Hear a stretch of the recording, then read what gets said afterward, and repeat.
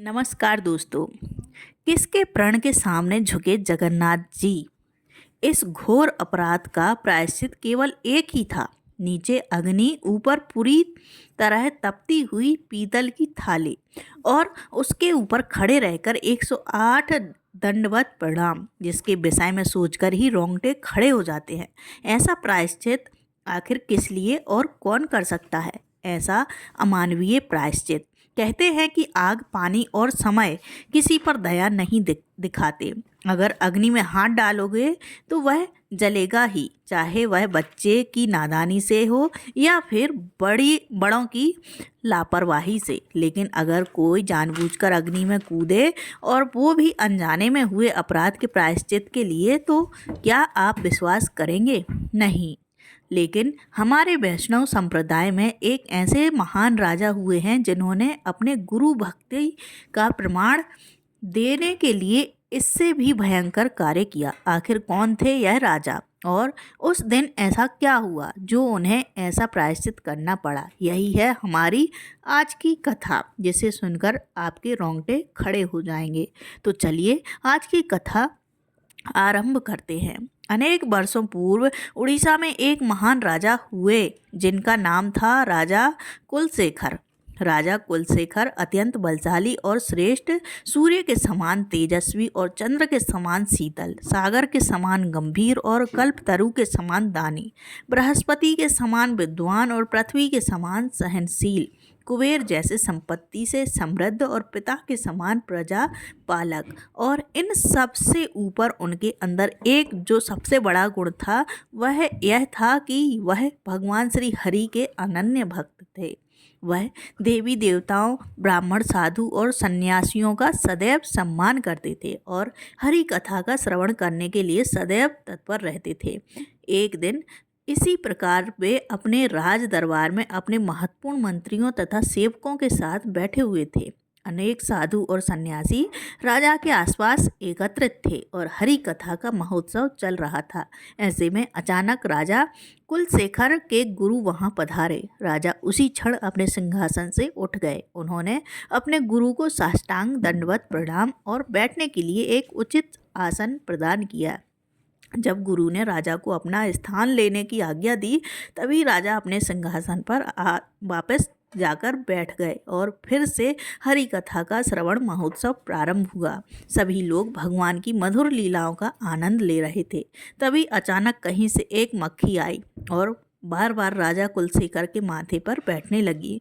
उसे दूर भगाने के लिए राजा ने अपने सर पर हाथ लगाया और उसी क्षण राजा के मस्तक से धूल के कुछ कण जमीन पर गिर गए। वास्तव में यह धूल के वह कण थे जो उस समय राजा के मस्तक पर लगे थे जब वे अपने गुरु को प्रणाम कर रहे थे।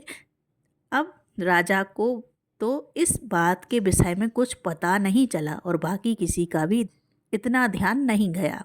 लेकिन राजा के गुरु ने यह दृश्य देख लिया और ये देखकर उन्होंने अपना सर झुका दिया। अब राजा भी कोई सामान्य व्यक्ति नहीं थे, वह बहुत ही बुद्धिमान थे। उन्हें पता लग गया कि कोई तो ऐसी बात हुई है जो मेरे गुरुदेव को पसंद नहीं आई। इसलिए राजा ने विनम्रता से अपने गुरु से पूछा, हे गुरुदेव, क्या मुझसे कोई भूल हो गई है? मुझे ऐसा क्यों लग रहा है कि आप शायद प्रसन्न नहीं हैं।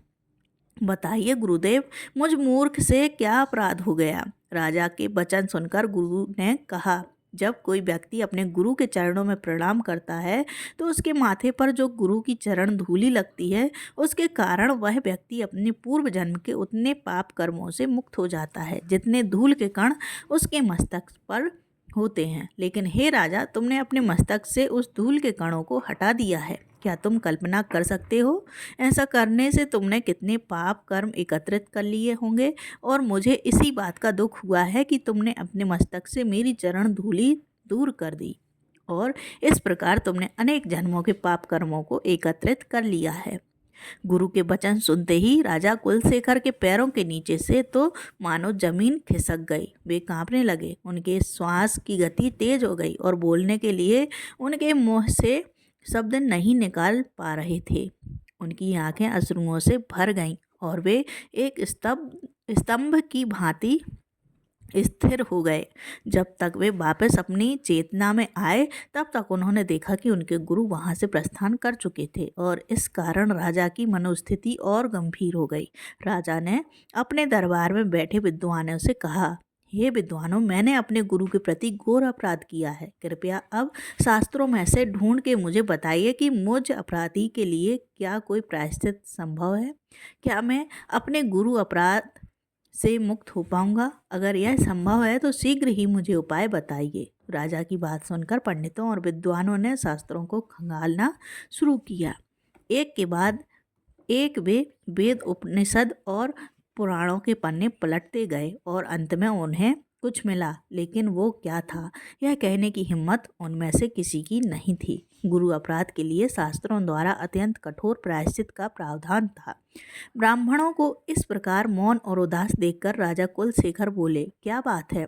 क्यों आप लोग मुझे यह बात नहीं बता रहे हैं कि मैं किस प्रकार प्रायश्चित कर सकता हूँ? चाहे वह कितना ही कठोर क्यों ना हो, लेकिन मैं सूर्य देव को साक्षी मानकर वचन देता हूँ कि मैं यह प्रायश्चित अवश्य करूँगा। राजा के दृढ़ निश्चय को देखकर विद्वानों ने कहा, हे राजन, हमें इस बात में कोई संशय नहीं है कि आप अपने वचन को पूरा करेंगे, लेकिन यह प्रायश्चित। बस इतना कहकर विद्वान जन फिर से मौन हो गए। राजा ने फिर से उन्हें पूछा और आखिर में ब्राह्मणों ने कहा, हे राजन, जब कोई व्यक्ति अपने गुरु को दंडवत प्रणाम करता है और उनके समक्ष बैठता है तो ये करने से उसके शरीर पर जितने भी धूल के कण लगते हैं उतने जन्मों के उसके पाप उसी क्षण नष्ट हो जाते हैं। लेकिन अगर कोई मूर्ख व्यक्ति अहंकारवश उन चरण धूलि को अपने शरीर से हटा देता है तो फिर वह इतने पाप एकत्रित कर लेता है जिसकी कल्पना नहीं की जा सकती। हमारे शास्त्र इस गुरुद्रोह से मुक्त होने का अत्यंत कठोर और केवल एक ही उपाय बताते हैं।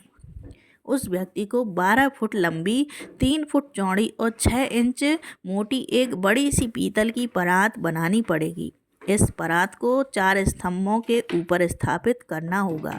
उसके नीचे उसे जलता हुआ कोयला या अग्नि प्रज्वलित करनी होगी और यह तब तक जलनी चाहिए जब तक ऊपर रखी हुई पीतल की परात गर्म होकर लाल रंग की ना हो जाए।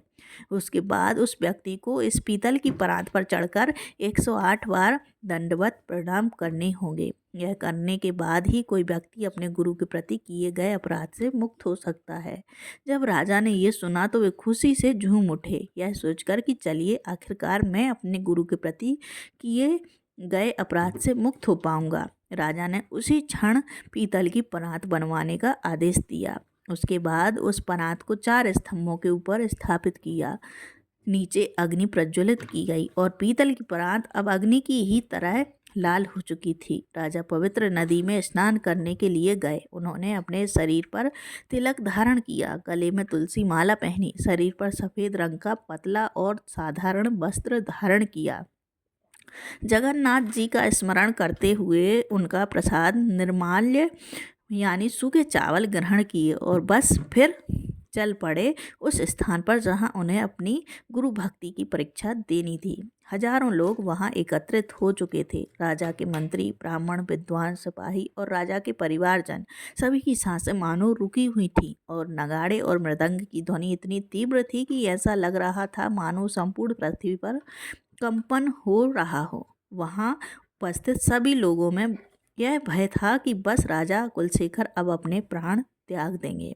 उन्होंने राजा से प्रार्थना करते हुए कहा, हे राजन, ऐसा घोर प्रायश्चित किए किस लिए, और वह भी अनजाने में हुई इस भूल के लिए? नहीं राजन, नहीं। आपकी गुरु भक्ति पर हमें तो क्या, देवताओं को भी कोई संशय नहीं हो सकता।